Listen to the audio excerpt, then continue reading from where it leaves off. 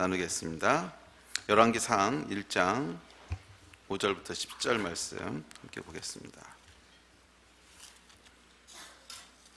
열왕기상 1장 5절로 10절입니다.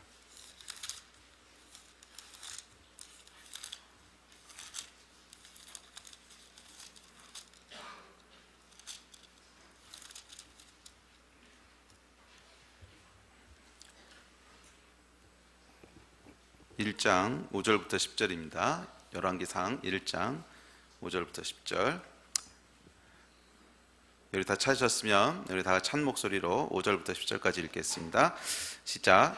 그때 학기세 아들 아도니아가 스스로 높여서 이르기를 내가 왕이 되리라 하고 자기를 위하여 병거와 기병과 호위병 50명을 준비하니 그는 압살롬 다음에 태어난 자요 용모가 심히 준수한 자라. 그의 아버지가 내가 어찌하여 그리하였느냐고 하는 말로 한 번도 그를 섭섭하게 한 일이 없었더라.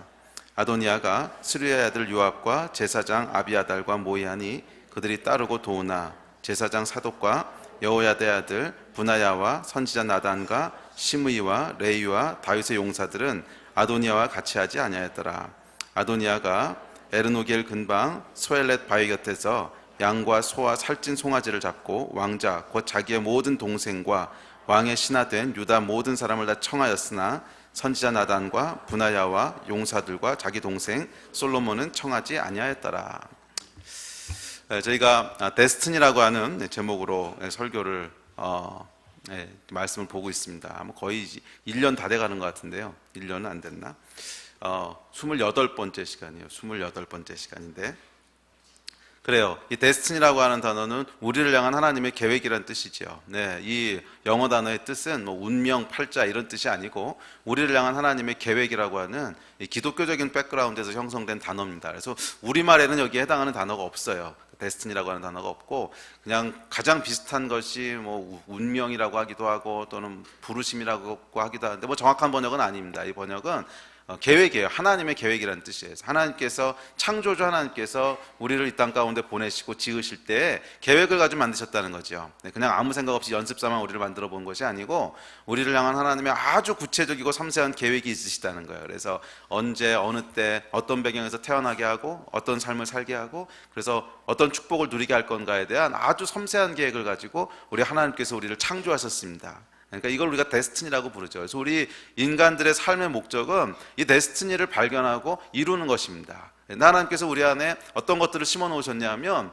우리를 창조할 때 원래 계획하셨던 계획을 발견하고 이루어가면 우리 안에 내적인 충만함과 만족감과 행복감과 풍성함을 누리도록 그렇게 창조하셨어요. 그래서 우리의 이 DNA 속에는 우리를 창조하신 계획을 발견하고 이루어가는 것에 반응하는 그런 코드를 하나님께서 심어 놓으셨어요.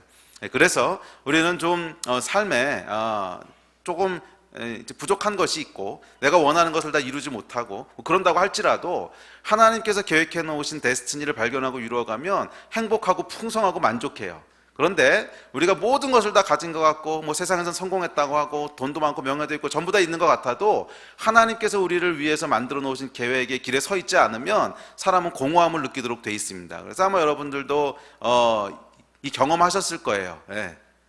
예수 그리스도를 믿고 창조주 하나님을 만나기 전에 구원받고 거듭나기 전에 이 사실을 알기 전에 열심히 세상에서 좋은 거라고 하는 것을 추구하면서 살아봤지만 그것이 결국 내 안에 보면 뭔가 부족하고 2% 부족하고 공허하고 이게 다 아닌데 이게 다가 아닌데 인생이 이게 다가 아닌데 그런 공허함과 부족함들을 아마 경험하셨을 거예요. 그것이 데스티니에서 오는 공허함입니다. 우리를 원래 계획하신 대로 서 있지 않을 때 우리 안에는 항상 그런 부족함이 있다는 거죠. 자, 그 성경에 이 등장하는 인물들을 제가 아담부터 시작해서 오늘 이제 아도니아를 살펴볼 텐데 살펴보면서 각 사람을 향한 하나님의 계획이 무엇이었고 그 계획들이 어떻게 이루어지고 또 어떤 사람들은 그 계획이 어떻게 안 이루어지는지 왜 망가지는지 이런 것들을 고찰하는 것은 우리에게 많은 교훈과 메시지를 줍니다. 그렇죠? 네. 이 사람들의 인생뿐만 아니라 우리 인생도 똑같기 때문에 그래요. 우리 인생도 역시 성경에 등장했던 수많은 사람들처럼 우리를 향한 하나님의 계획을 발견하고 이루어가는 그런 여정입니다. 그런데 이것이 모든 사람에게 항상 성공적으로 이루어지는 것은 아니에요. 그것은 우리의 선택에 달려있는데 우리가 어떻게 선택하냐에 따라서 성경에 등장하는 성공적인 하나님의 사람으로 살았던 사람들처럼 우리 인생도 우리를 향한 데스티니를 이루어갈 수도 있고 또 반대로 성경에 등장하는 수많은 비극의 주인공들처럼 잘못된 선택은 우리의 데스티니를 망가뜨릴 수도 있습니다. 자, 그래서 이런 사람들을 쭉 살펴보면서 저희의 데스티니에 대한 교훈과 메시지들을 받고 있습니다. 자, 근데 오늘 제가 26번째 데스티니 설교고 민족의 데스티니 2번까지 치면 28번째인데 이렇게 많은 사람들에 대한 이야기를 살펴보면서 제가 발견한 게 한 가지 있어요. 이건 뭐냐면 이 한 사람도 똑같은 사람이 없다는 거예요. 한 사람도 똑같은 사람이 없다는 거예요. 이 26분뿐만이 아니라 성경에 등장하는 모든 인물들의 이야기를 전부 다 살펴보십시오. 똑같은 사람이 한 사람도 없어요. 다 각각의 아주 고유한 유니크한 하나님의 계획이 있으셨고 그 독특하고 고유한 그 사람만의 데스티니가 있었습니다. 요즘 삼성하고 애플하고 소송이 굉장히 떠들썩했죠. 전 세계를 떠들썩하게 했던 세기의 소송이었는데 그 소송에서 애플이 썼던 단어가 있죠. 삼성을 위해서 카피캣이라고. 여러분 들어보셨어요? 카피캣.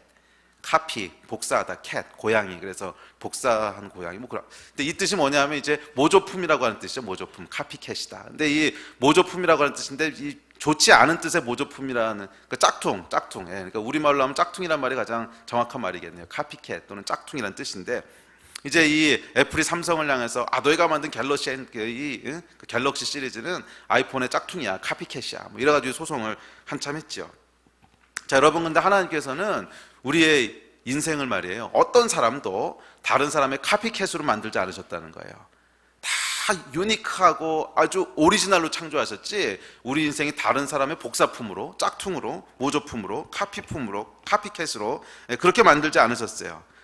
한 사람 한 사람을 향한 하나님의 아주 고요하고 아주 특별하고 아주 유니크한 계획이 있고 이 계획을 발견하고 이루어가는 것이 우리를 향한 하나님의 축복이고 또 계획인 것을 믿습니다. 자, 오늘은 저희가 이 아도니아라고 하는 인물을 살펴보려고 하는데 아마 많은 분들이 아도니아 그럼 누군지 잘 모르실 거예요, 그죠? 성경을 많이 읽으신 분이 아니면.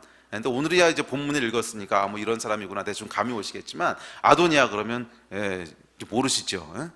아도니아가 누구요? 보통 이런 반응들이 나오는데 이 아도니아는 잘 모르시겠지만 아도니아가 다윗의 아들입니다. 그러면 다윗의 아들 중에 하나 뭐 이렇게 이제 다윗은 잘 안다 이거죠. 다윗은 잘 아시는 거죠. 자, 근데 이 아도니아가 어떤 인물이냐면 다윗의 아마 넷째 아들이었던 것 같아요. 넷째인지 다섯째인지 모르겠는데 이건 성경에 나오는 인물들만 카운트해 보면 네 번째로 언급되는 인물이 아도니아입니다. 그래서 넷째 아들인데 그 아도니아 위로 있던 아들들은 전부 다 비명 행사를 했어요. 그래서 첫째, 둘째, 셋째가 전부 다 죽은 것 같아요. 둘째는 정확히 모르겠어요. 성경에 언급이 없는데 이름만 한번 나오고 그 후로 어찌 됐는지 언급이 없어요. 그래서 아마 이 사람은 일찍 죽었든지 아니면 무슨 장애가 있었든지 뭐 이런 사람이었던 것 같아요. 그리고 첫째는 암논이었는데 압살롬이 죽였죠. 그리고 압살롬이 이제 셋째였는데 압살롬 반란 일으켰다가 요압한테 죽고 그래서 이제 남은 아들 중에 제일 큰 아들이 아도니아예요. 그래서 이 아도니아는 어떤 인물이었냐면 이 솔로몬과 함께 그 왕권을 다투었던 인물이에요. 그래서 오늘 본문에 보시면 나오죠. 그래서 솔로몬과 함께 왕권을 다투다가 솔로몬한테 밀려나서 이제 비참하게 최후를 맞이하는 이 인물이 아도니아죠. 자, 제가 그 전부터 이 아도니아를 중심으로 설교를 한번 해보고 싶었어요. 그래서 아도니아뿐만 아니라 다윗의 새 아들이라는 이름으로 한번 시리즈 설교를 해보려고. 그래서 첫 번째로 했던 게 솔로몬인데 솔로몬은 우리 지난번에 길게 했죠. 그래서 이제 두 번째 인물인 아도니아를 살펴보고 세 번째는 압살롬을 살펴보고 그래서 이 다윗의 새 아들을 살펴보려고 하는데 이 다윗의 새 아들의 그 새 아들 중에서 아도니아와 압살롬 그 두 명을 이제 오늘하고 다음 주에 살펴볼 텐데 이 두 사람의 공통점은 데스티니를 말아먹었다는 거예요. 원래 계획이 그런 게 아니었는데 원래 압살롬을 향한 하나님의 계획이 있으셨고 아도니아를 향한 하나님의 계획이 있으셨는데 이 계획을 이루지 못했다는 거예요. 무슨 이유에서든지 하여간 자기가 잘못된 선택을 함으로 말미암아 그의 데스티니가 왜곡되고 어쨌건 데스티니를 말아먹었습니다. 그래서 다윗의 주위에 있던 사람 중에 요압이라고 하는 인물이 또 한 명 있죠. 요압까지 더불어서 아도니아, 솔로몬, 요압 이게 말아먹은 데스티니 3부작 시리즈예요. 그래서 이 두 명에 대한 이야기를 살펴보고 그 다음에 세 번째 는 요압까지 마저 그냥 부록으로 살펴봐서 아들은 아니지만 다윗이 가장 아꼈던 측근이죠. 요압까지 세 명의 이야기를 살펴보면서 이 말아먹은 데스티니 3부작을 보면서 어떻게 하면 우리 데스티니가 망가지는지를 한번 보겠습니다. 그래서 우리가 그거를 지혜롭게 피해가자는 거죠. 이 성경에 나와 있는 모든 이야기들은 과거에 끝난 이야기들이 아닙니다. 오늘날 우리에게 전해주고 있는 메시지지요. 우리도 이렇게 하면 똑같이 말아먹을 수 있다는 메시지를 전해주는 것이고, 성공한 사람들의 이야기는 우리도 이렇게 하면 하나님 안에서 하나님의 사람이 될 수 있다는 겁니다. 자, 그래서 이 말아먹은 데스티니 3부작을 보면서 어떻게 하면 우리를 향한 하나님의 계획들이 꼬이고 말리게 말아먹게 되는지, 그래서 여러분 지혜로운 여러분 되시기를 주의 이름으로 축복합니다. 자, 아도니아는 앞서 말씀드렸듯이 압살롬에 이어 다윗의 아들로 태어났습니다. 그래서 모든 왕위 계승이 그렇듯이 다윗이 나이가 들자 이 왕자들 간에 갈등이 일어나기 시작합니다. 누가 왕이 될 건가에 대한 암투가 벌어지는 거죠. 자, 그 중에 가장 먼저 액션을 취했던 사람이 오늘 등장하는 아도니아입니다. 그래서 이 아도니아는 왕이 되기 위해서 뭔가 행동을 취하기 시작하는데, 개국공신이었던 사람 2명과 손을 잡습니다. 군대 장관이었던 요압, 그리고 제사장이었던 아비아달, 이렇게 두 사람하고 손을 잡고 이제 어느 날 크게 잔치를 열어놓고 다윗의 모든 용사들과 신하들과 왕자들을 다 초청을 합니다. 이게 뭐냐면 자기가 왕이 되기 위한 작업을 하는 거죠. 세를 규합을 하는 거죠. 이제 왕자들을 초청했던 것은 이제 보라는 거죠. 나를 지지하는 사람들이 누구누구인지. 요압이 지금 여러분, 요압의 지지를 받는다고 하는 것은 굉장한 겁니다. 이 사람이 다윗의 오른팔 중에 오른팔이잖아요. 모든 전쟁을 수행했던 사람이 요압인데, 오늘날도 그렇잖아요. 여러분, 결국 군대의 힘을 잡고 있는 사람이 결국 권력을 잡잖아요. 그러니까 요압이 지금 나를 지지하고 있고, 그 다음에 두 번째로 중요했던 게 뭐냐면 이스라엘은 신정국가였기 때문에 제사장이죠. 근데 제사장 아비아달도 나를 지지하고 있다. 그리고 다윗의 많은 신하들이 나를 어떻게 지지하는지를 봐라. 그래서 이 왕자들을 셧업 시키는 거죠. 조용히 해라. 왕은 내가 될 거다. 이거를 하는 겁니다. 근데 그 중에 조금 걸리는 인물이 이제 솔로몬이에요. 얘는 그렇게 해서 제압될 인물이 아닌 것 같아요. 그래서 솔로몬에건 제외를 하고 나머지는 다 부릅니다. 자, 그런데 이제 문제는 뭐냐면, 그 불행은 뭐냐면, 맞아요. 인간적인 기준으로 봤을 때는 아도니아가 왕위에 오르는 것이 순서처럼 보입니다. 왜냐하면 맏아들이니까. 그 위엔 다 죽었고. 그런데 불행하게도 아도니아를 향한 하나님의 계획은, 아도니아의 데스티니는 왕이 되는 것이 아니었다는 거예요. 그에게는 다른 데스티니가 있었다는 거예요. 그것이 뭔지는 우리 몰라요. 왜냐하면 그가 이뤄낸 적이 없으니까. 가보지 않고 전혀 엉뚱한 길을 선택했기 때문에 그를 향한 하나님의 오리지널 플랜이 뭐였는지는 우리 잘 모릅니다. 그렇지만 하여간 한 가지 분명한 것은 아도니아의 데스티니는 왕이 되는 것은 아니었어요. 다른 거였어요. 왜냐하면 하나님께서 솔로몬에게 분명히 말씀하시기를 솔로몬의 데스티니는 다윗을 이어서 왕이 되는 거라고 말씀하셨어요. 그래서 이 솔로몬의 데스티니가 왕이 되는 것이었고, 아도니아에게는 다른 데스티니가 있었다는 거예요. 그런데 불행하게도 아도니아는 자기에게 주어지지 않은 데스티니를 욕심을 냅니다. 그러다가 결국 원래 하나님의 계획대로 솔로몬이 왕위에 오르고, 이제 아도니아는 이제 물러나게 되죠. 그랬다가 나중에 이 다윗의 마지막 여인이었던 아비삭을 달라고 바스바에게 부탁했다가 그것이 솔로몬에게 찍혀가지고서 이제 비참하게 죽게 되는, 이것이 아도니아의 이야기입니다. 자, 그래서 이 아도니아의 인생을 한마디로 딱 정리하면요, 자신의 데스티니가 아닌 것을 취하려 했을 때 맞이하는 비극을 보여주는 거예요. 그러니까 아도니아의 데스티니가 보여주는 것은 한마디로 자기에게 주어진 데스티니가 아닌데, 나를 향한 하나님의 계획이 아닌데 그것을 무리하게 욕심내서 취하려고 했을 때 어떤 비극이 오는가를 보여주는 것이 아도니아의 이야기입니다. 그래서 아도니아는 한마디로 자신의 데스티니가 아닌 것을 욕심으로 취하려 한 사람입니다. 자, 그렇다면 여러분, 그 다음 질문을 던져보게 되는데, 그렇다면 여러분, 왜 아도니아가 자신의 데스티니가 아닌 것을 욕심내게 됐을까요? 그 근원을 살펴보면 아버지 다윗이 있습니다. 이 아도니아의 빗나간 데스티니는 다윗에 대한 부러움에서부터 시작됩니다. 제가 저는 목회를 시작하기 전까지 저의 데스티니는 교수라고 생각했어요. 이거 외에는 없다고 생각했어요. 근데 그 이유가 뭐냐면 저희 아버지를 보고 자랐거든요. 근데 아버지가 저한테 참 좋은 분이었어요. 근데 아버지를 보고 자라면서 아버님이 교수님이셨는데 참 좋아 보이는 거예요. 일단 시간도 마음대로 쓸 수 있고 맨날 테니스 치고 이러는 거 보니까 교수 할 만하겠다.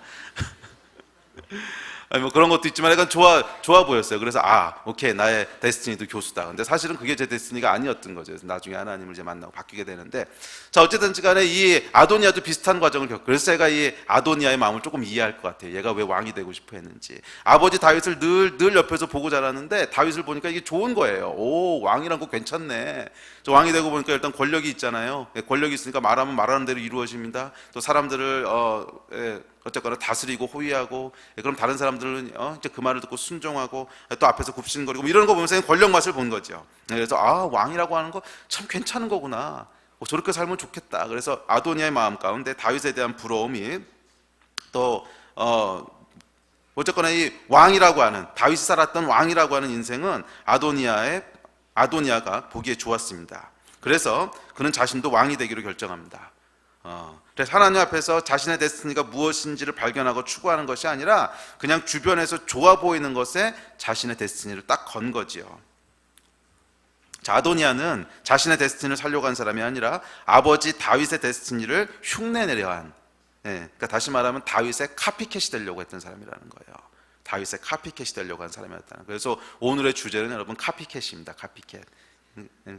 이 단어를 잘 기억하세요. 그래서 아도니아라고 하는 인물은 자기에게 주어진 고유한 데스티니를 찾으려고 했던 사람이 아니라 다윗을 흉내내서 짝퉁 다윗이 되려고 했던, 다윗의 카피캣이 되려고 했던 사람이라는 거예요.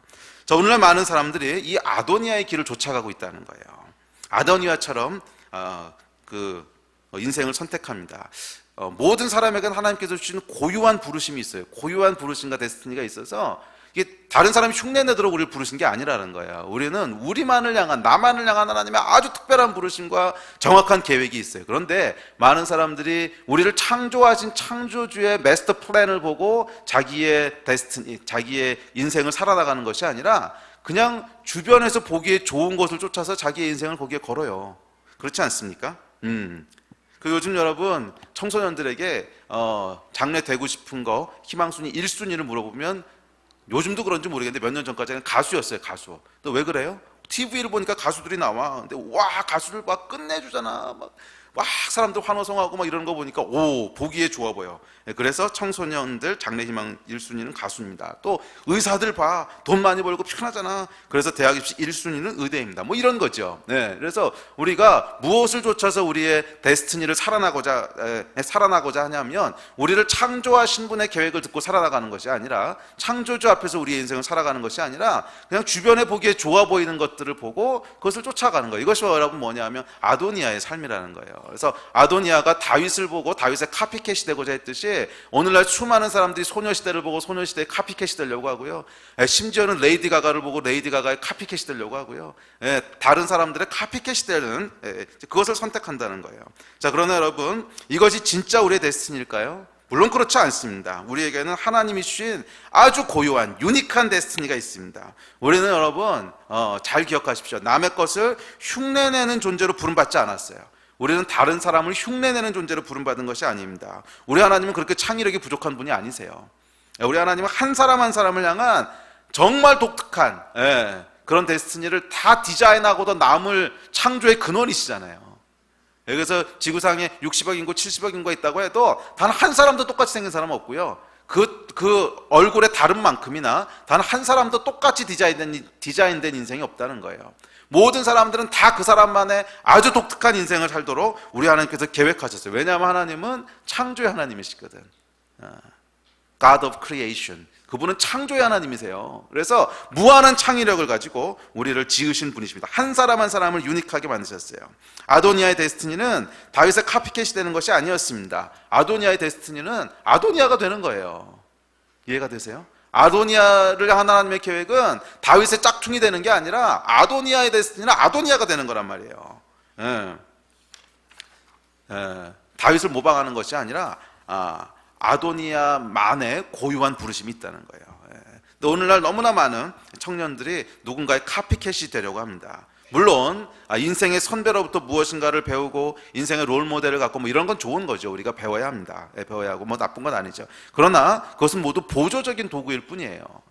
먼저 살아나간 사람들의 지혜를 배우는 것이지 그 사람의 인생을 그대로 카피하는 것이 우리 삶을 향한 하나님의 계획이 아니라는 거예요. 우리 삶에는 아무도 살아보지 않은 여러분이 처음으로 살아가는 또 여러분만을 향한 아주 이런 맞춤형 인생이 있다는 거예요. 기억하십시오, 여러분. 데스티니에서 중요한 것은 누군가의 카피 인생이 되는 것이 아니라 하나님의 유니크한 피조물임을 인식하는 것입니다. 여러분을 향한, 또 여러분만을 향한 하나님의 계획이 있습니다. 여러분은 공장에서요 이렇게 대량으로 찍어낸 공산품이 아니고 예술가가 아주 한 줌 한 줌 이렇게 정성스럽게 만든 수제품이라는 거예요. 수제품. 여러분이 그 수제 도자기, 그러니까 예술품으로 만든 접시하고요, 본 차이나하고 뭐 이 차이점을 아세요? 뭐 값은 예술가가 얼마나 유명한 사람이냐에 따라서 본 차이나가 더 비쌀 수 있겠지. 근데 제가 그렇죠, 하나밖에 없다는 거죠. 제가 손으로 만든 접시를 선물 받아본 적이 몇 번 있습니다. 한 번은 우리 방배하나교회 이성열 목사님 동생이 이제 그 도자기를 굽는 걸 해요. 그래서 이제 미국에 있을 때 친하게 지냈기 때문에 저희가 한국으로 들어올 때인가 그때 약간 제가 직접 군 걸 한번 준 적이 있고, 또 최근에도 제가 한 분한테 받은 적이 있어요. 어디 집회를 갔더니 자기가 직접 굽고 그린 거라고 하면서 이렇게 하나를 줬는데, 그래서 제 방에 지금도 보관하고 있는데, 뭐 이렇게 비싼 건 아닐지 몰라요. 이분들이 뭐 유명한 분이 아니니까 비싼 건 아니라도 제가 이거를요, 이제 어떤 분이 아주 고급 본 차이나 뭐 이런 접시 세트를 갖고 와서 이거하고 바꿔요. 그럼 제가 바꿀까요? 당연히 바꾸지 않습니다. 왜? 이건 하나밖에 없는 건데, 이거는. 이건 전 세계에 하나밖에 없는 거거든요. 근데 본 차이나 같은 건 여러분 아무리 비싸고 그래 보여도 깨지면 또 사면 돼. 그럼 백화점에 가면 널렸어. 근데 이거는 백화점에서 살 수 있는 게 아니거든요. 유니크한 겁니다. 여러분이 어떤 존재냐면, 여러분 공장에서 찍어낸 본 차이나가 아니라는 거예요. 많은 사람들이 본 차이나 접시가 되려고 한다는 거지. 이해가 되세요? 그게 보면 비싸고, 또 백화점에 진열되어 있는 거 보면 화려하고, 그래서 그게 되고 싶어 하지만, 여러분을 향한 하나님의 계획은 본 차이나가 되는 게 아니에요. 여러분은 깨지면 다시 재생할 수 없는 유일한, 정말 온 우주에서 딱 하나밖에 없는 하나님의 작품이라는 거예요. 그래서 우리가 이 아이덴티티를 깨닫는 것이 우리의 인생을 어떻게 살아갈지에 대한 가장 중요한 단서가 됩니다. 자신이 어떤 존재를 알아야 돼요. 제가 그래서 이 설교를 준비하면서 제 도자기를 이렇게 한번 봤어요. 그 선물 받은 접시를. 그러면서 상상을 한 가지 했어요. 도자기가 이제 어느 날 생각을 하기 시작합니다. 근데 주변에 보니까 자기 말고도 접시가 많은 거야. 특별히 이제 코닝 접시가 많죠. 우리 집은 이제 코닝 접시를 다 쓰거든요. 왜냐면 던져도 안 깨지니까. 나 한번 깨먹은 적이 있긴 해요. 코닝끼리 부딪히면 깨지더라고요. 그러니까 이제 코닝 접시를 봅니다. 근데 어느 날 보니까 이게 너무 좋은 거예요. 얘가 어느 날 보니까 어떤 접시는 고기가 담기고, 어떤 접시는 잡채가 담기고, 어떤 접시는 김치가 담기고 해서 식탁에 쫙 늘어섭니다. 그리고 사람들이 쫙 둘러앉더니 특별히 가운데 있는 접시를 보더니 막 황홀한 눈으로 바라보고 이제 환성을 지릅니다. 와, 고기다! 막 이러는 거죠. 그래서 어느 날인가부터 이 걸작 도자기가 코닝을 부러워하기 시작합니다. 나도 저 식탁 중앙에 한번 놓여봤으면, 나도 사람들의 이 환상적인 주목을 받고 와 하는 탄성을 한번 받아봤으면. 그래서 인생의 목적을 정합니다. 내 인생의 목적은 고기를 담는 접시가 되는 거다. 그래서 저 식탁의 한중앙에 딱 한번 서는 거다. 내가 기필코 식탁 한가운데 서고 말 거야. 근데 아무리 기다려도 그런 순간이 오지 않습니다. 왜요? 이 접시는 고기 담는 접시가 아니거든. 얘는 벽에 걸려있는 그런 예술품이지 고기 담는 접시는 아니거든요. 자, 그러던 어느 날 이 접시가 드디어 사고를 칩니다. 그 새로 들어온 며느리를 속이고 오르고 졸르고 막, 그래서 이제 어느 추석 명절에 접시가 모자란 틈을 차가지고서 이제 덥석 고기를 담습니다. 그리고는 드디어 이제 그 원하는 식탁 그 중앙에 떡하니 서게 됩니다. 막 너무 기쁘죠. 자, 근데 어떻게 됐을까요? 잠시 후 시어머니가 나와서 이 장면을 보고는 기겁을 하는 거죠. 도대체 뭐 하는 거야? 그래가지고 이 접시를 이제 빼내죠. 빼내가지고 고기 다 치우고 깨끗이 닦아가지고서 다시 딱 이렇게 해놓죠. 실망. 나는 왜 식탁 중앙에 서 있을 수 없는 건가? 자, 여러분, 이게 바로 아도니아의 이야기인 거 아세요? 정확히 아도니아의 이야기가 이거라는 거예요. 나라의 중앙에 앉고 싶은 욕망, 나도 사람들의 모든 시선과 주목과 와 하는 탄성을 받는 식탁 중앙에 언젠간 고기를 담고 설 거야. 예. 그래가지고서 벼르고 그 자리에 설 것처럼 보였는데 어느 순간에 누군가 확 자기를 빼내더니 딴 사람이 그 중앙에 앉고 자기는 한직으로 밀려나는 것 같이 느껴지는. 자, 왜 그랬을까요? 그것은 솔로몬은 하나님이 축복하시고 아도니아는 축복 안 하셔서 솔로몬은 식탁 가운데 앉는 왕이 되게 하시고 이 아도니아는 한직으로 물러나게 하신 게 아니라는 거예요. 아도니아는 고기 담는 접시가 아닌 거예요, 원래부터. 아도니아는 고기 잡는 접시가 아니라 얘는 벽에 걸리도록 디자인된 접시라는 거예요. 전혀 다른 데스티니가 있다는 거예요. 그런데 이거를 깨닫지 못하고 나는 왜 고기를 안 담아줄까? 나도 접시인데 뭐 이러고 있으면 이 데스티니가 꼬인다는 거죠. 데스티니가 꼬인다는 거죠. 예. 이제 그러고 있으면 여러분, 이제 어느 날 하나님께서 우리를 정말 사랑하신다면 그 자리에서 빼내십니다. 왜? 접시를 거기 두면 안 되거든. 어이쿠, 아니야, 네 자리는 거기가 아니야. 그래서 얼른 치워버리는 거죠. 그리고 그 자리에는 다시 코닝 접시. 왜냐하면 코닝의 데스티니는 원래, 코닝 접시 뭔지 아세요? 좀 모르시는 분들도 있구나. 이제 유명한 접시인데 안 깨지고 예쁜 접시로 유명한 거 있어요, 얘가. 그래서 얘가 이 코닝 접시의 데스티니는 원래부터 고기를 담도록 디자인된 거예요. 원래부터 고기 담도록. 그러니까 솔로몬이 거기 가서 앉는 거죠. 아도니아의 불행은 하나님이 주신 자신의 유니크한 데스티니를 거부하고 다윗의 데스티니를 카피하려고 한 거예요. 다윗의 데스티니를 카피하려고 한 거. 그리고 이것이 바로 오늘날 우리가 대면하고 있는 현실입니다. 세상은 여러분 마치 공장에서 접시 찍어내지 사람들을 찍어냅니다. 마치 공장에서 접시 찍어내지 사람들을 찍어내요. TV를 보면 내 카피가 돼. 수많은 젊은이들을 유혹합니다. 그러나 여러분 그것은 우리의 데스티니가 아니에요. 우리는 공장에서 찍어낸 그런 공산품이 아니에요. 다 똑같은 목적을 가지고 쫙 찍어낸 그런 그릇들이 아니라고. 우리 하나님께서 한 사람 한 사람을 특별한 목적을 가지고 빚으신 수제품이지 누군가의 카피캣이 아닙니다. 저 여러분은 오리지널이에요. 오리지널. 우리 옆 사람에게 좀 말씀해 줘요. 당신은 오리지널입니다.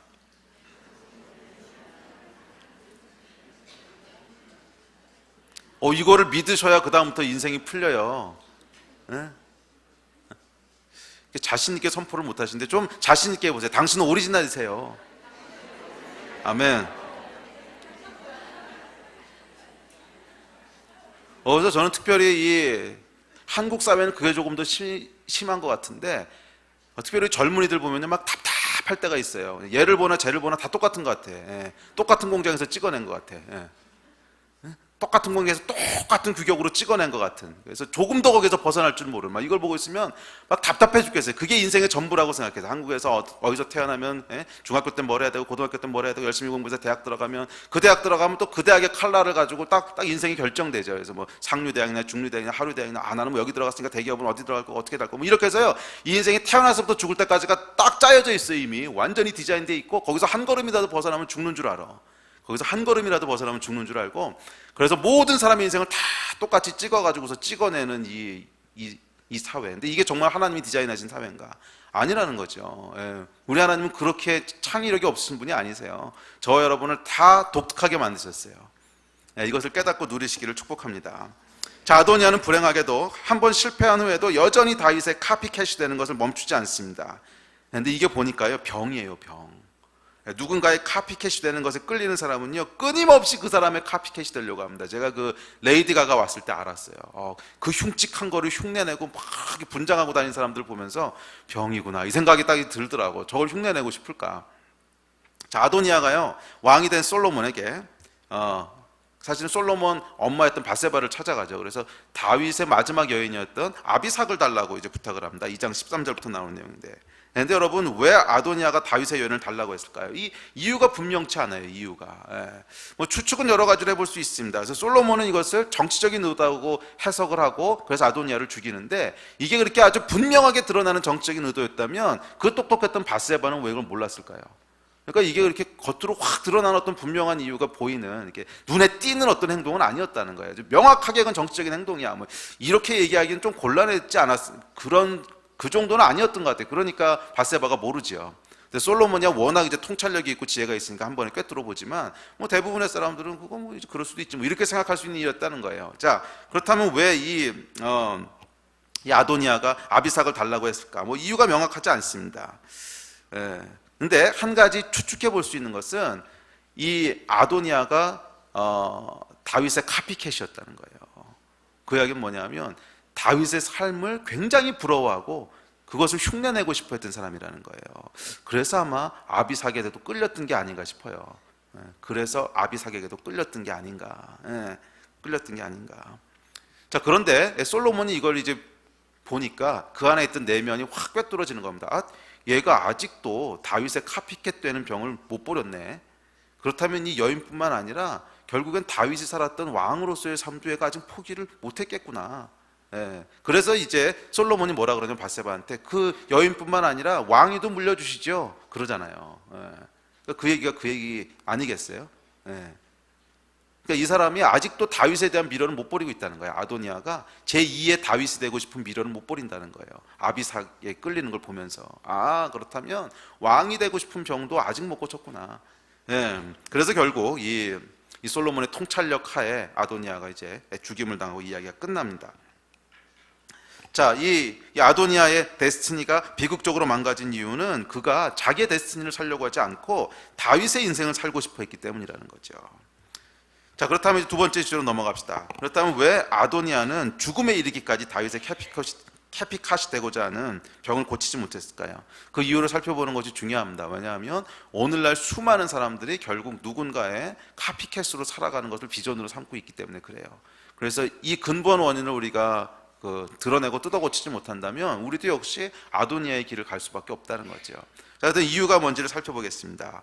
성경의 이 열왕기상 1장, 2장에 나오는 아도니아 이야기를 천천히 묵상해 보면 한 3가지 정도 이유를 발견할 수 있습니다. 뭐 이거 말고도 다른 이유가 있을 수 있겠지만 성경에 등장하는 이야기만 가지고 추론을 해보면 한 3가지 정도 이유가 이제 드러납니다. 자, 첫째는 이 첫째 아도니아가 카피캣이 되고자 한 그 이유는 세상의 법칙 또는 세상의 어떤 순리 또는 세상의 흐름 뭐 이런 것에 무게를 두었기 때문입니다. 2장 15절에 보면 이제 아도니아가 이렇게 얘기합니다. 2장 15절 보시겠어요? 열왕기 2장 15절. 저희 함께 읽어볼까요? 시작. 그가 이르되 당신도 아시는 바이거니와 이 왕위는 내 것이었고 온 이스라엘은 다 얼굴을 내게로 향하여 왕으로 삼으려 하였는데 그 왕권이 돌아가 내 아우의 것이 되었음은 여호와께로 말미암음이니이다. 이 친구가 알긴 알아요. 근데 알긴 아는데 그럼에도 불구하고 뭐라고 말하냐면 이 왕위는 원래 내 거였다는 거예요. 자, 근데 여러분 왕위가 원래 아도니아의 것입니까? 아니면 원래 솔로몬의 것입니까? 이 원래라고 하는 의미가 도대체 뭐냐는 거예요. 왕위는 원래 솔로몬의 것이었어요. 왜냐하면 하나님이 그렇게 정하셨거든. 그럼 왕위는 원래 솔로몬의 것이었는데 내가 탐내다가 다시 돌아갔습니다. 이게 원래 맞는 말이잖아. 근데 아도니아는 뭐라고 굳게 믿고 있냐면 왕위는 원래 내 것이었다는 거예요. 그러면 아도니아의 원래는 도대체 뭐냐는 거예요. 아도니아의 원래는 세상 이치가 그렇다는 거예요. 자기가 받아들이잖아. 받아들이니까 내가 왕위에 오르는 것이 원래라는 거예요. 자, 여러분 우리가 믿고 있는 원래는 뭐냐는 거예요. 원래. 많은 사람들이 세상의 이치, 세상이 그냥 흘러가는 방식, 세상의 가치관을 원래라고 생각하고 믿고 있기 때문에 누군가의 카피캣이 되려고 한다는 거예요. 세상에서는 이렇게 사는 것이 좋은 거야, 이렇게 사는 것이 맞는 거야. 그러면 그것을 그냥 원래라고 믿고 거기에 우리 인생을 거는 것이 누군가의 카피캣이 되는 첫 번째 이유라는 거예요. 아니 여러분, 원래는 그게 아닙니다. 원래는 내가 받아들이기 때문에 왕이 되는 것이 원래가 아니에요. 원래. 이 원래 참 뜻은 하나님이 무엇을 나에게 원래 계획하셨냐가 진짜 원래지. 아도니아의 실수는 여러분 여기서부터 시작됐습니다. 하나님께서 나를 디자인하실 때 왕으로 디자인하셨는가 아니면 다른 데스티니가 있는가? 아도니아의 질문은요 여기서부터 시작했어야 돼요. 그런데 아도니아는 그렇지 않았어요. 세상의 이치가 나는 이 다윗에 받아들이고 그렇기 때문에 당연히 왕이 되는 것이 나의 데스티니다. 이렇게 생각한 거죠. 그래서 이 하나님의 원래보다 세상의 원래를 더 무게를 둬서 생각한 것이 아도니아의 인생의 첫 번째 이유였습니다. 자, 그런데 여러분 오늘날 우리가 데스티니를 찾는 과정도 이와 비슷하지 않아요? 하나님의 말씀, 나를 향한 하나님의 계획, 이것을 더 원래로 삼으십니까? 아니면 세상이 우리에게 말해주는 것, 그것을 더 원래로 삼습니까?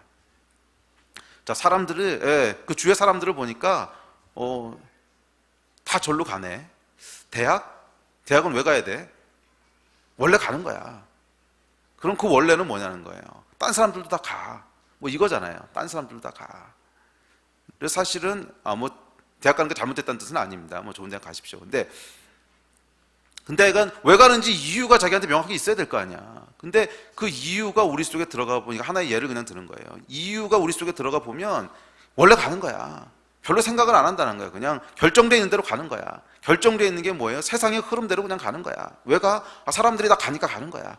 결국 이게 우리 인생의 가장 큰 이유라는 거예요. 여러분 잘 생각해 보세요. 우리가 살아왔던 삶의 모든 순간들이, 모든 많은 선택들이 왜 그렇게 하는데? 그럼 그냥 그렇게 하는 거야. 또 우리 부모님들 또 아이들 공부시키는 학원 보내. 그러면 왜 보내는데요? 다들 보내잖아. 그러니까 별로 그렇게 깊게 고민하는 게 아니에요. 그냥 물론 거기 나름대로 어느 정도 이유가 있긴 한데 대부분은 뭐가 뛰니까 뭐도 뛴다고. 그게 뭐죠? 뭐가 뛰니까 망둥이도 뛴다고. 하여간 뭐 그런 거예요. 예. 그래서 이걸 보면 마치 무슨 생각 드냐면 사람들이 우르르 한쪽으로 뛰어갑니다. 지금 구경 난 것처럼 막 뛰어가서 뭐야 그러고 나도 막 뛰기 시작해서 한참 옆 사람한테 물어보는 건데 뭐예요? 왜 뛰는 거예요? 그랬더니 몰라. 왜 뛰는 거예요? 몰라. 그래서 왜 뛰는데? 그랬더니 사람들이 다 뛰잖아. 가면 뭐가 있을 거야. 그래서 가봤더니 이게 뭐가 있어? 아무것도 없고. 여러분 이런 경험도 있으시지 않으세요? 어렸을 때? 예. 우르르 뛰어가는데 뭔지 모르니까 학생 때 보통 그러잖아요. 그래서 뭐가 막 우르르 뛰어가면 뭔가 큰일 난 줄 알고 그냥 막 우르르 뛰어가는데 뭔데 그러면 아무도 몰라 왜 뛰어가는지. 가보자고 일단. 그래서 갔는데 가면 아무것도 없고. 이게 뭐냐 하면 그냥 뛰니까 나도 뛰는 거지. 근데 여러분 이 아도니아의 인생이 카피캣이 되려고 했던 첫 번째 이유가 바로 이거였다는 거예요. 우리에게 원래가 뭐냐는 거예요. 우리의 삶을 움직이게 하는 그 동력이 그냥 사람들이 움직이니까 나도 움직인다는 거예요. 세상이 정해준 이치가 하나님의 원래보다도 내가 받아들이니까 그냥 당연히 왕이 되는 거예요. 왜요? 몰라 원래 그래. 근데 여러분 세상에 왜 맏아들이 왕위를 계승해야 되는지에 대한 근거는 있습니까? 둘째가 하면 왜 안 되고 똑똑한 애가 하면 왜 안 되고 또 없잖아요. 사람이 정해놓은 룰이잖아. 그냥 사람이 정해놓은 룰이잖아요. 근데 이 룰이 하나님이 디자인하신 것보다 더 위에 있었다는 거예요. 우리의 인생이 여러분 아도니아의 인생이 되지 말라는 법이 없습니다. 우리의 인생도 세상이 정해놓은 그 룰이 하나님이 디자인하신 룰보다 더 위에 있다면 저와 여러분의 인생도 결국 아도니아 꼴 나는 겁니다. 정말 여러분들이 아도니아가 아니라 다윗이나 솔로몬처럼 하나님이 계획하신 인생을 살기 원하신다면 세상이 정해놓은 원래에서부터 벗어나셔야 돼요. 그것이 꼭 정답이 아닐 수 있어요. 거기서 벗어나면 왜 안 돼? 좀 위험하게 들릴지 모르지만 여러분 얼마든지 벗어나서도 돼요. 그것이 정말 하나님의 인도하심이라면 그 벗어난 길에서 오히려 놀라운 하나님의 축복들을 보게 될 줄로 믿습니다. 그래서 성경은 뭐라 그랬냐면 마태복음 7장에 보면 좁은 문으로 들어가라 그래요. 좁은 문으로 들어가라. 멸망으로 인도하는 문은 크고 그 길이 넓어 그리로 들어가는 자가 많고 생명으로 인도하는 문은 좁고 길이 협착하여 찾는 자가 적음이라. 여러분 성경의 가르침이에요. 원래 넓은 문, 사람들이 찾는 이가 많다는 건 뭐예요? 우르르 뛰어가는 곳이 있다는 거예요. 큰 대로가.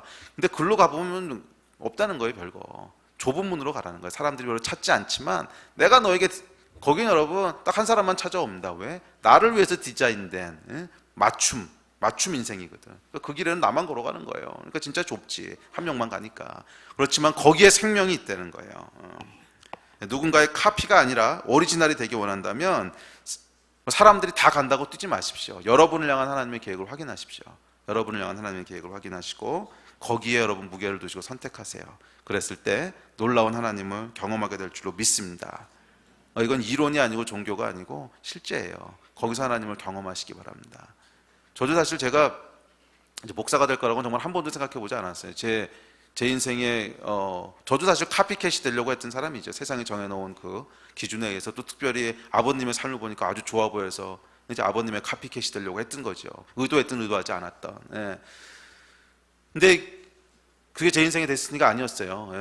그래서 미국에서 공부를 다 마치고 박사학위를 끝내고 사람들이 거의 선택 안 하는 선택을 했습니다. 제가 교수의 길로 가지 않고 목회를 선택했죠. 아마 제 주변에서 거의 보지 못했던 일이었어요. 거의 보지 못했던 일이었고, 그래서 사람들이 굉장히 많이 말렸습니다. 제가 목회를 한다고 했을 때 대부분은 말린 게 아니고 미쳤냐 그랬어요. 너 이제 미쳤냐? 뭐 하는 거냐?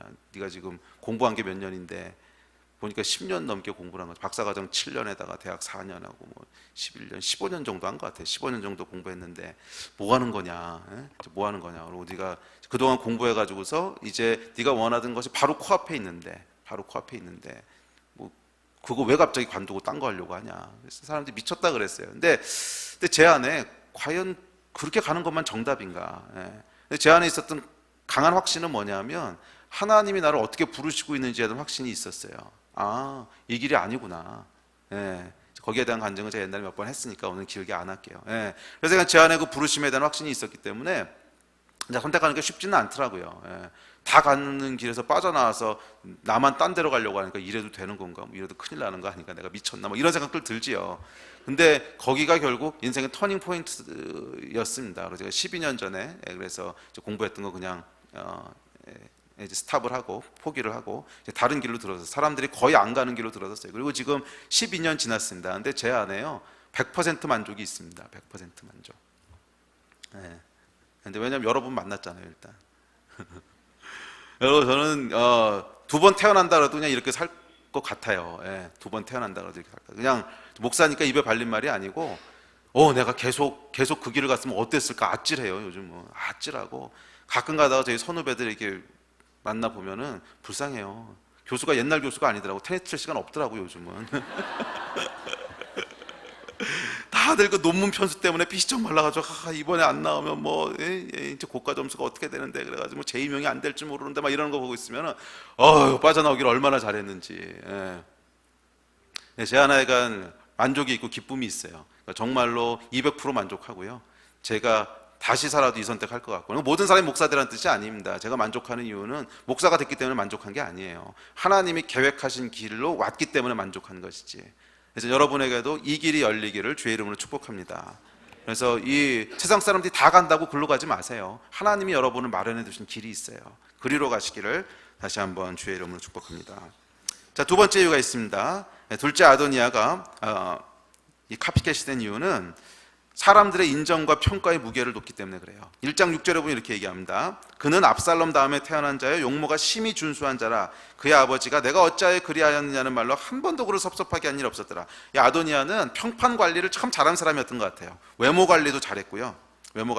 대인 관계도 아주 잘했던 것 같아요. 그래서 그가 반란을 시도할 때 보면 요압을 비롯한 수많은 이스라엘 중진들이 대거 참여하죠. 이게 자기의 그 평판에 대한 관리를 잘 못한 사람 이럴 수가 없죠. 그러니까 관리를 아주 잘했던 사람이라는 거예요. 자, 그 말은 뭐냐면 아도니아는 사람들의 평가와 인정을 아주 중요하게 생각하는 사람이었다는 거예요. 저 사람이 나를 어떻게 생각할까? 저 사람이 나에 대해서 뭐라고 인정할까? 내가 이렇게 하면 저 사람은 나에게 어떤 권위를 줄까? 뭐 이런 거에 굉장히 센시티브했던 사람이라는 거예요. 그러니까 이런 관리를 했죠. 여러분, 우리 인생에서 진짜 중요한 평판은 뭡니까? 그것이 사람의 평가입니까? 아니면 하나님의 평가입니까? 이 아도니아와 대조되는 인물이 있는데 그건 누구냐면 다니엘이에요. 다니엘. 이 다니엘이라고 하는 이름의 뜻은 뭐냐면 하나님이 나의 심판주이시다 이런 뜻이에요. 하나님이 나의 심판관이시다. 이것이 다니엘이라고 하는 뜻입니다. 이 다니엘은 여러분 왕이 아니었습니다. 고위층도 아니었습니다. 그는 식민지에서 잡혀온 포로였고요. 아마 포로로 잡혀와서 아이를 낳지 못하도록 거세당했을 거라고 사람들이 추측을 합니다. 그래서 아마 넷이었을 거예요. 넷이. 100% 확신하지는 않지만 많은 사람들이 이렇게 예상을 해요.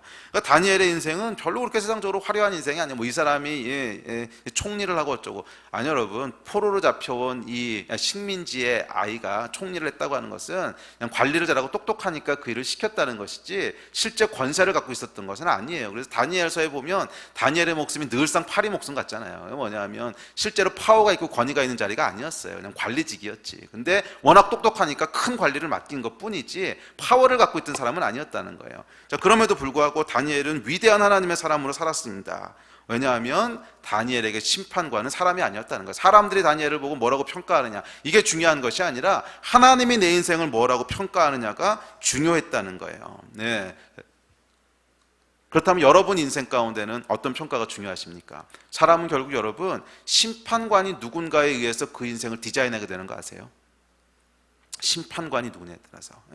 심판관이 사람인 사람은 사람들이 요구하는 것에 따라서 자기 인생을 살게 돼 있어요. 그 2010년도에 김연아 선수가 이제 동계올림픽에서 금메달을 땄죠. 근데 금메달을 따고 나서 일본 사람들이 약간 이제 마음이 상했습니다. 자기의 그 유명한 선수들이 있었죠. 아사다마오 뭐 이런 애들이 있었는데 얘네들이 다 안 되고 김연아가 금메달을 따는 걸 보고 약간 마음이 상했어요. 그래서 그 다음에 바로 한 게 있는지 여러분 뭔지 아세요? 피겨스케이팅 룰을 바꿨습니다. 룰을.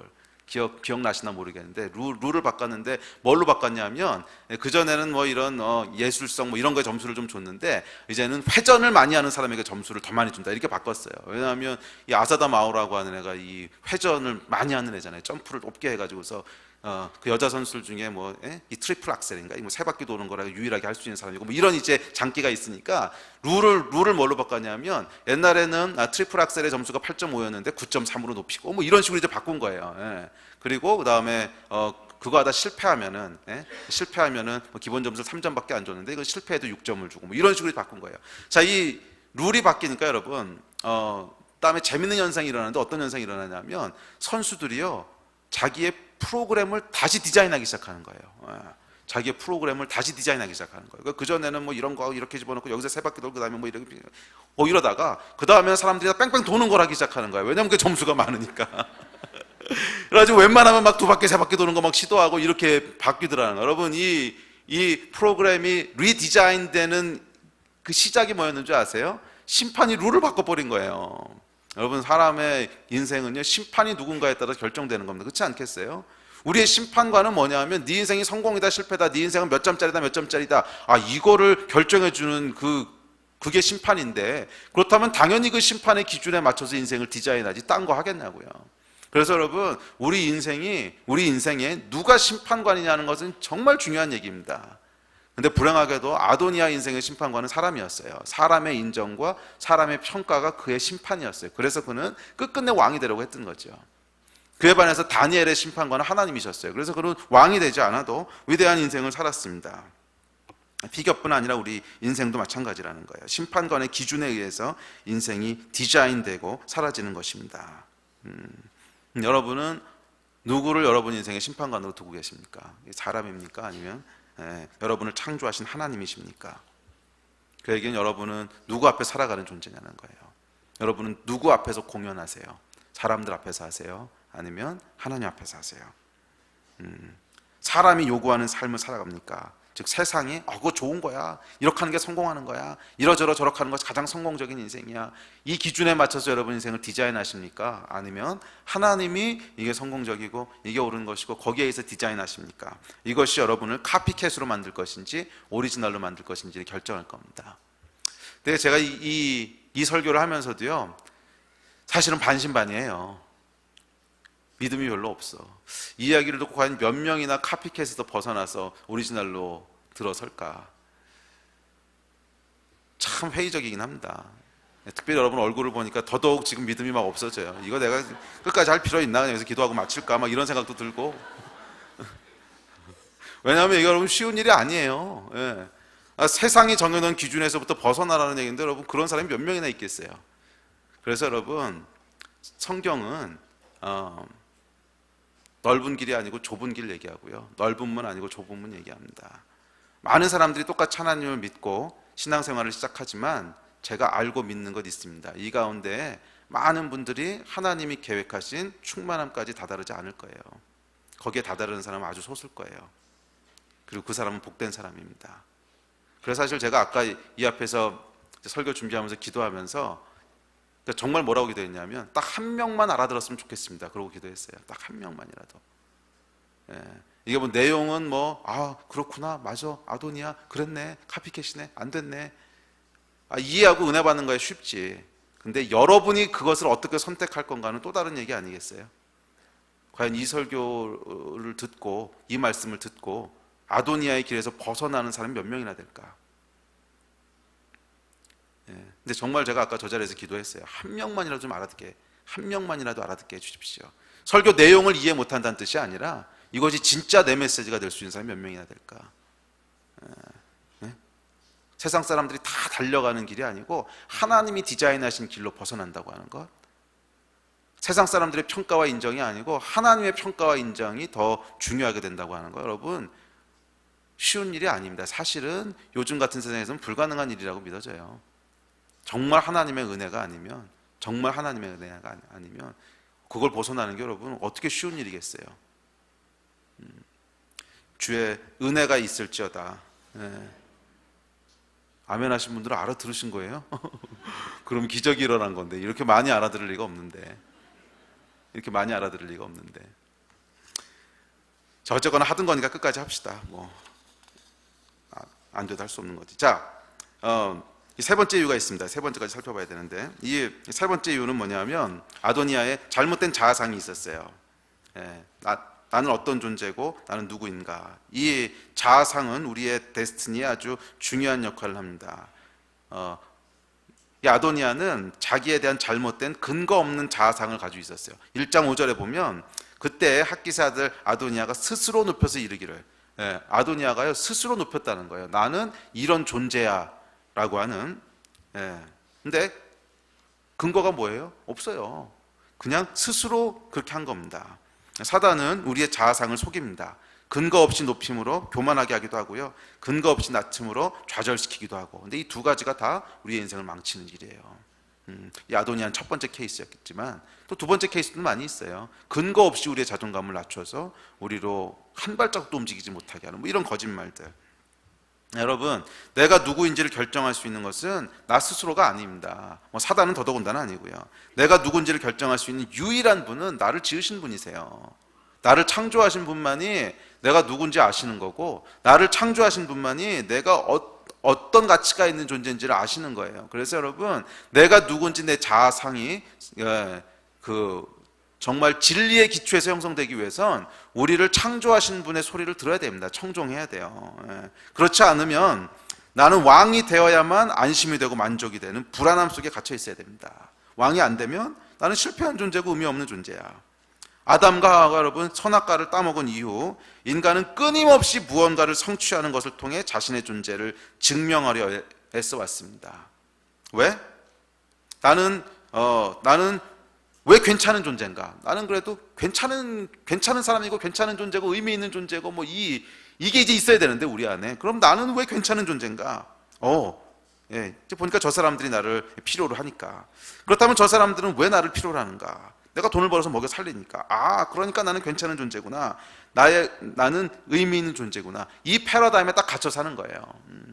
나는 왜 괜찮고 의미 있는 존재인가? 이러저런 걸 하니까. 그럼 그런 걸 하면 왜 의미 있는 존재인가? 그럼 사람들이 인정을 해주니까. 이 패러다임 속에서 아도니아도 왕이 되어야만 괜찮은 존재라고 하는, 인생의 의미와 풍성함은 왕이 되어야 주어진다는 그 믿음 속에서 인생을 파괴해 갔습니다.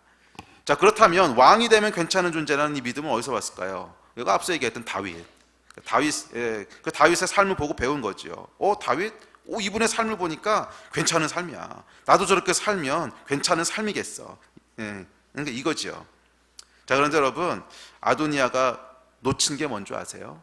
네, 맞아요, 여러분. 다윗은 괜찮은 삶을 살았습니다. 그의 삶에는 의미도 있었고요, 그의 삶에는 권위도 주어졌고요, 그의 삶에는 풍성함도 있었고, 그의 삶에는 있었어요. 해간다. 축복도 있었고 괜찮은 삶이었어요. 성공적인 삶이었고 어떤 의미와 하여간 괜찮은 삶이었다는 거예요. 그런데 이런 다윗의 괜찮은 삶의 이유는 그가 왕이었기 때문이 아니고 그것이 다윗의 데스티니였기 때문에 주어진 거라는 사실이에요. 이해가 되세요? 다윗이 괜찮은 삶이 됐던 이유는 다윗이 왕이 됐기 때문이 아니고 그 왕이 되는 것이 데스티니였기 때문에 그렇다는 거예요. 잘 생각해 보세요. 여러분, 아까 얘기했던 다니엘은 왕이 아니었지만 역시 괜찮은 삶을 살았어요. 꼭 왕이 돼야만 괜찮은 삶을 사는 게 아니라는 거야. 반대로 여러분, 사울 왕 같은 경우에는 왕이 됐지만 전혀 괜찮은 삶을 살지 못했어요. 그렇다면 다윗이 괜찮은 삶을 살았던 이유는 왕이었기 때문이 아니라는 거예요. 그것이 그의 데스티니였기 때문입니다. 다윗이 그의 데스티니를 갔을 때 하나님께서 다윗의 인생에 의미와 권위와 축복과 풍성함을 주신 것이지 왕이 됐기 때문에 주신 게 아니라는 거예요. 자, 이것을 누리지 못한 아도니아는 다윗의 인생을 카피함으로 다윗에게 주어졌던 의미와 권위와 축복과 풍성함을 빌려오려고 했다는 거예요. 이해가 되세요, 여러분? 우리가 저지르는 그 카피캣이 되고자 하는 마음의 저 깊은 곳에 들어가 보면 내가 누리지 못하는 게 있는 거야. 내가 어떤 존재인지, 나는 왜 의미 있는 존재고 나는 왜 괜찮은 존재인지 이게 채워지질 않는 거예요. 채워지지 않는 거야. 근데 인간은 여러분, 내가 중요한 존재라고 하는 것이 채워지지 않으면 살 수 없도록 창조되어졌습니다. 하나님이 그렇게 만드셨어요. 그래서 중요감과 안전감이 채워져야만 사람은 살 수 있는데 이게 채워지지 않는 거야. 근데 저기 다른 사람을 보니까 TV에 맨날 등장하는 싸이가 요즘 대세인가? 싸이 이런 친구들 보니까 오, 싸이 대박이네. 저 인생은 보니까 막 그 안에 풍성함 뭐든지 다 있는 것 같아 보여. 근데 싸이는 좋은 예는 아니다. 하여간 어쨌거나 정말 하나님과 동행하면서 그의 데스티니를 살아내면서 얻어내는 가치들이 있잖아요. 그러면 그 가치들을 보니까 오, 저거 좋아 보이는데, 오, 저거 좋아 보여. 저게 있으면 내 인생도 이제 그렇게 될 것 같아. 그래서 뭘 하냐면 그 사람의 카피캣이 되는 거예요. 카피캣이 돼서 그 사람이 만들어 놓은 인생에 무임승차하고 싶어 하는 거예요. 이해가 되세요? 그 사람이 평생 하나님과 동행하면서 만들어냈다는 표현이 맞겠죠. 어떤 삶의 의미들, 하나님의 축복, 인생의 풍성함, 자기는 못 만들어내니까 그 사람을 흉내내고 카피캣이 되므로 그 사람이 만들어 놓은 곳에 내가 무임승차하고 싶어하는, 빌려오고 싶어하는 거라는 거예요. 이게 여러분 카피캣의 마음의 가장 근본에 있는 마음이에요. 내가 만들어내지 못하니까 다른 사람 걸 빌려오고 싶어. 잘 생각해 보세요, 여러분. 내 인생이 충분히 의미가 있고 내 인생도 충분히 행복하고 그 가운데 풍성함과 축복이 있다면 왜 다른 사람은 카피캣이 되려고 하겠어요? 그냥 그렇게 살면 되지. 그렇잖아요. 내가 다른 사람의 카피캣이 되려고 하는 건 내 안에 뭐가 없으니까, 부러우니까 그 사람을 흉내내려고 하는 거 아니야. 근데 그 부러움의 근본이 뭐냐고. 그것은 그 사람이 만들어 놓은 데스티니의 길을 가면서 하나님께서 그 사람에게 부으신 그것에 그냥 무임승차. 그러니까 이 아도니아의 인생은 한마디로 뭐냐면 다윗의 데스티니에 무임승차하려던 사람이에요. 다윗의 데스티니에 무임승차하려던, 그냥 거기에 얹어서 가려고 했던 사람이라는 거예요. 이게 여러분 카피캣의 본질입니다. 그러나 불행하게도 이것은 카피되는 게 아니라는 거예요. 다윗의 왕이라고 하는 겉모습, 이 직분은요 카피할 수 있을지 몰라요. 그것은 나도 왕이 돼서 똑같이 하면 되니까 그것은 카피할 수 있을지 몰라도 그 인생의 본질은 카피되지 않습니다. 이게 왜냐하면 여러분, 다윗 인생의 본질은 왕이었기 때문에 주어진 것이 아니라 그것이 그의 데스티니였기 때문에 주어진 거라고 했잖아요. 똑같이 왕이었어도 사울은 그렇게 살지 못했어요. 그러니까 왕이라고 하는 다윗의 겉모습은 우리가 카피할 수 있을지 몰라요. 근데 다윗의 인생에 그 왕이기 때문에 누리는 것처럼 보였던 수많은 그것들, 내가 진짜 부러워하는 것은 사실은요, 인간은 영적인 존재이기 때문에 사실은 왕이라고 하는 직분을 부러워하는 것이 아니라 그 왕으로서 그 사람이 누리는 여러 가지 것들이 부러운 거예요. 그 내적인 만족감과 행복과 충만함과 이걸 부러워하는 거잖아. 근데 이것은 불행하게도 카피되는 게 아니라는 거예요. 겉모습만 카피가 되지. 다윗 인생의 겉모습, 그렇기 때문에 아도니아가 다윗 인생의 왕이라고 하는 겉모습이 아니라 그의 본질을 카피하기 원했다면 다윗의 카피캣이 되는 것이 아니라 다윗이 걸어갔던 것처럼 하나님과 동행하는 그만의 데스티니, 아도니아에게도 주어진 그 유니크한 길을 찾아갔어야 돼요. 다윗의 삶 속에 존재했던 본질적인 의미와 권위와 축복과 풍성함은 누군가의 카피캣이 됨으로써 얻어지는 것이 아니라 남이 평생의 삶을 통해 이루어 놓은 것들의 무임승차에서 얻어지는 것이 아니라 하나님이 정해놓으신 데스티니의 길을 하나님과 함께 동행하면서 얻어가는 것입니다. 여러분, 아도니아가 괜찮은 존재인 이유는 다윗의 카피캣이 되어서가 아니라 그가 하나님이 창조하신 소중한 존재이기 때문에 그래요. 나는 나이기 때문에 존귀하고요, 나는 하나님의 사랑받는 자이기 때문에 이미 소중하고 이미 성공한 존재라는 거예요. 여러분, 이 예수를 믿고 거듭난다고 하는 것의 가장 본질에 들어가 보면 이 문장이 있는 거예요. 이 문장을 내가 실제로 믿고 누리는가 하는 것이 기독교인인가 아닌가를 가르는 기준인데, 그 문장은 뭐냐면 나는 무엇인가를 성취해서 존귀한 존재가 되느냐, 아니면 하나님이 창조하셨기 때문에 이미 존귀한 거냐. 나는 원래는 존귀한 존재가 아닌데 세상에서 왕이 되는 성취를 해서 그래서 의미 있고 존귀한 존재가 되는 거냐, 아니면 하나님이 나를 창조하셨기 때문에, 나는 하나님의 형상으로 지음받았기 때문에 존귀하고 의미 있는 거냐.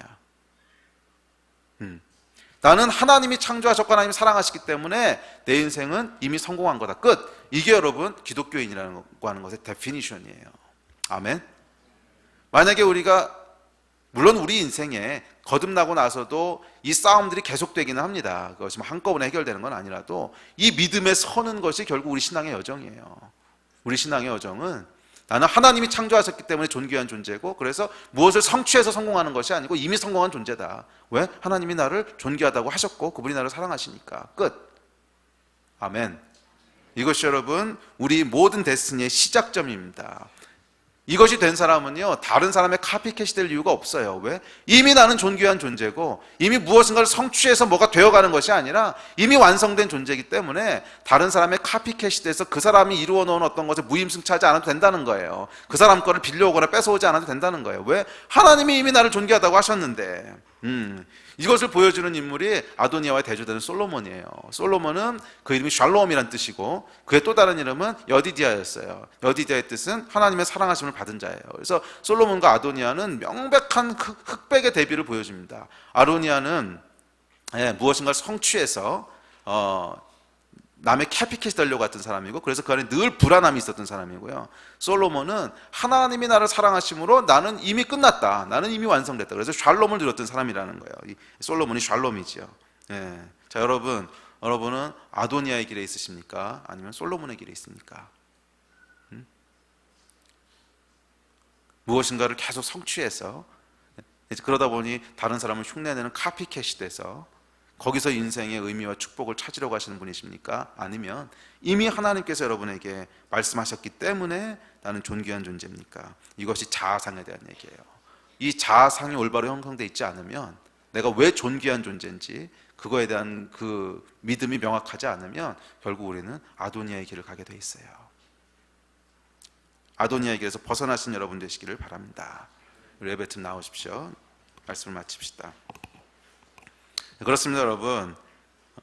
여러분은 누군가의 카피캣이 아닙니다. 여러분은 전 우주에 딱 하나밖에 없는 유니크한 존재고요.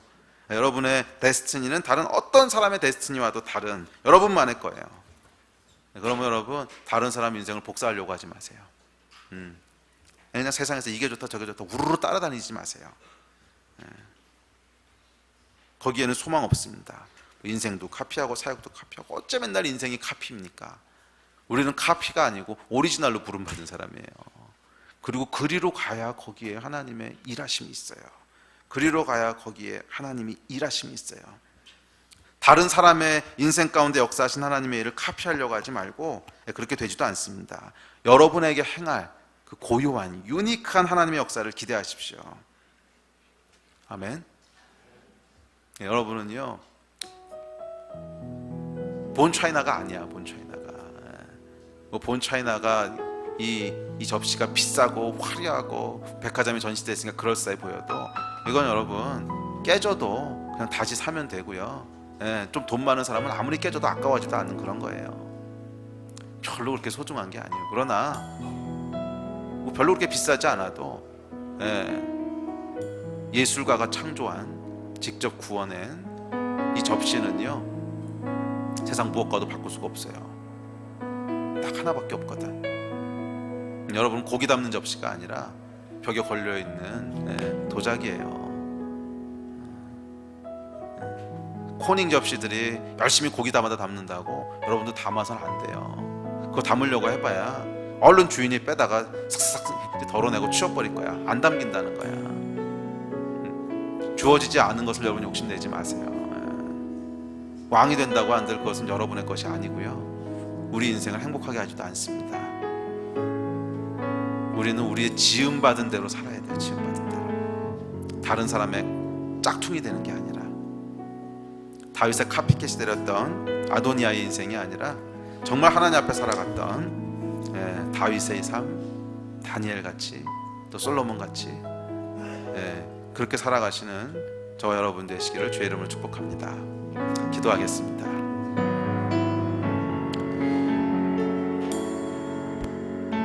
사실 오늘 나눈 메시지는 제가 아까도 도전했지만 쉬운 메시지는 아닙니다. 제가 아까 나눴듯이 한 사람이라도 알아들었으면 좋겠다는 그 마음이 정말 제 안에 있어요. 그 한 사람이 여러분이 되시기를 간절히 축복합니다. 잘 기억하십시오. 쉬운 것은 아닙니다. 우리가 구원은 공짜로 받습니다.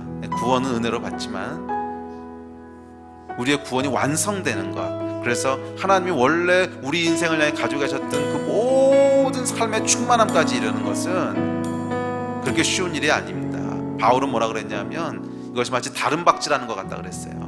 모든 사람들이 경기에서 이기기를 원하지만 1등은 한 명뿐이라 그랬어요. 면류관 타는 사람 한 명뿐이라고. 여러분들이 이 면류관을 타는 소수가 되시기를 다시 한번 축복합니다. 우리 이 일을 놓고 같이 한번 기도합시다. 하나님 앞에 다시 한번 간절히 기도합시다. 우리 안에 우리의 심판관은 누군지, 내 안에 있는 이 아도니아의 마음들이 어떻게 해결돼야 될지 우리 하나님 앞에 기도하시고 성령님께 도움을 구하시고 결단할 것들을 결단했으면 좋겠습니다. 기도하시겠습니다.